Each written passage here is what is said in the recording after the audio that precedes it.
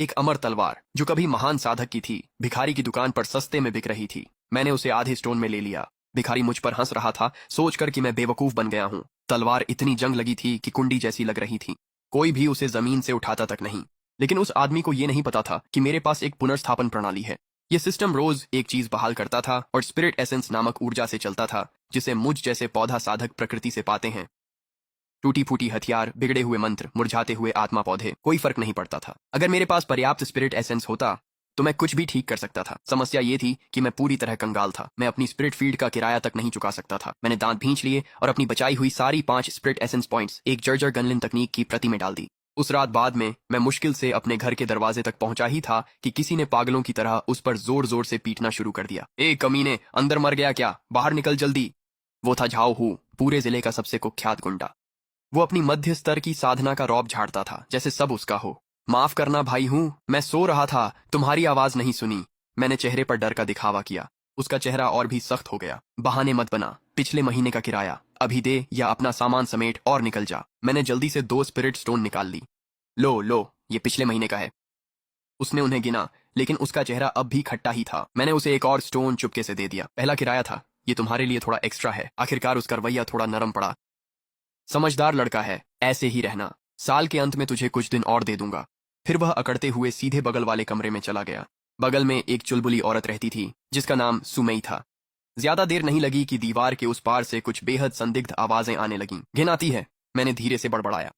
बस इंतजार करो, एक बार मैं सच में लेवल अप कर लूं तो तुम दोनों मेरी लिस्ट में सबसे पहले हो। उस रात देर से मैंने पुरानी किताब खोल ली। मेरा सिस्टम पैनल चमक उठा। आज की बची हुई स्पिरिट एसेंस 8 पॉइंट। पुनर्स्थापन उपलब्ध है। अधूरी तकनीक, गणलिन तकनीक। पुनर्स्थापन लागत 5 अंक। पुष्टि करें।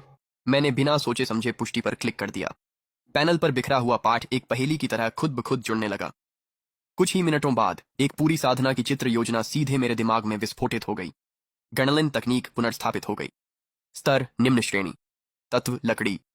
प्रभाव स्वर्ग और पृथ्वी से वर्षा को आकर्षित करना, सभी जीवित चीजों का पोषण करना। मैंने अपनी उत्तेजना को निगल लिया और तुरंत प्रशिक्षण शुरू कर दिया। 5 दिन बाद मैं अपनी आत्मा के खेत में खड़ा था और हाथ की मुद्राएं बनाई। सफेद रोशनी की किरणें आकाश में चली गईं। तूफानी बादल उमड़ आए और एक हल्की बारिश शुरू हो गई, जो हर एक आत्मा पौधे पर बिल्कुल सटीक गिर रही थी। मैं पूरी तरह सूखा रहा, जबकि मेरे नीचे की आत्मा जड़ी बूटियां तेजी से बढ़ने लगीं। सियान ओरिजिन घास लगभग पक चुकी थी, जिसकी कीमत कम से कम 8 आत्मा पत्थर थी। मेरी आंखें चमक उठीं। मैं इसे भुनाने ही वाला था। अगले 2 हफ्तों तक मैं पूरी तरह किसान मोड में चला गया। खेत की उपज कई गुना बढ़ गई और यहाँ तक कि वे भंडार कक्ष भी, जो वर्षों से खाली थे, छत तक भर गए। मैंने पहले फसल बेचने का फैसला किया, फिर सुरक्षा के लिए कुछ युद्ध मंत्रों में निवेश करने का सोचा। जैसे ही मैं लिंगबाओ मंडप में दाखिल हुआ, मालिक लू दौड़ते हुए मेरे पास आ गए। भाई चेन, आज क्या ढूंढ रहे हो? असल में मैं बेचने आया हूँ, कुछ आत्मा पौधे हैं। वह वहीं रुक गया। उसकी आंखें हैरानी से फैल गईं। रुको, तुम बेचने आए हो, खरीदने नहीं? हाँ, मेरी पैदावार हाल ही में काफी बढ़ गई है। उसने मुझे शक भरी नजरों से देखा।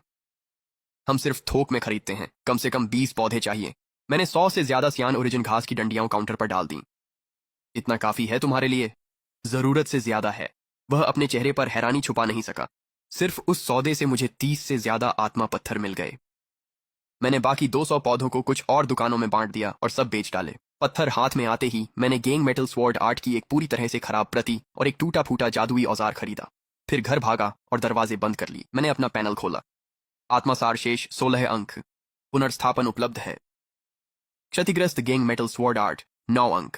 कछुआ पैटर्न शील्ड 18 अंक। एक शील्ड के लिए 18 अंक। गणलिन तकनीक की कीमत से लगभग 3 गुना। स्पष्ट रूप से यह एक मजबूत वस्तु थी, लेकिन इस समय मुझे सबसे ज्यादा जरूरत रक्षा की नहीं थी। मुझे एक घातक चाल चाहिए थी। मैंने बिना झिझक तलवार कला को चुना। टूटा फूटा पाठ ऐसे जुड़ने लगा जैसे अदृश्य धागे उसे सिल रहे हों। गैंग मेटल स्वॉर्ड आर्ट पुनर्स्थापित हो गई। स्तर मध्य श्रेणी। तत्व धातु। आध्यात्मिक तलवार ऊर्जा को प्रक्षिप्त कर दूर से लक्ष्य को मार सकता है। मुझे जश्न मनाने का मौका भी नहीं मिला था कि मेरे दरवाजे के बाहर से एक छेड़खानी भरी आवाज आई। भाई चैन, क्या आप घर पर हैं? मेरा दिल उछल गया। मैंने दरवाजा खोला।